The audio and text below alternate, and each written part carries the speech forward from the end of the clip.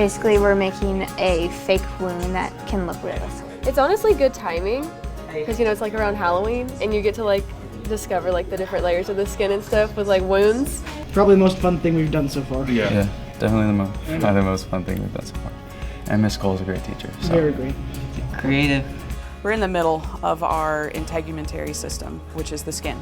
So something fun to get them interested in learning about the skin. They get to make their own wounds. I think it's been pretty cool. We're really just learning about the wounds, and we got to make one. We had Vaseline with red fruit dye, and we had mixed it up and put it on the skin with the toilet paper. Put tissue on top, then put another layer of this, and then the cocoa powder just like brings the color all together, gives it that like old effect.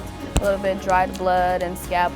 I've seen people use like very expensive products, but I didn't know you could just use like one ply toilet paper from school. Like we have this stuff at home. Yeah, so that makes it easier. I've been adding cotton swabs and just pitting them up so it looks like a bone fragment's breaking off.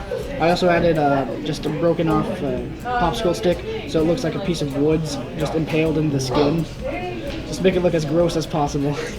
After they have fun making them for a couple of days, then they finish up the project by identifying the wound. You know, I think if I just handed them a worksheet with questions about the skin, you know, they wouldn't be as engaged, they wouldn't be into it. And having them do this first, you know, that makes them think about their wound. Makeup artist in your future. Gives them like a personal connection to it. So then they're more likely to, you know, study it and get more out of it and remember it, you know, even years from now.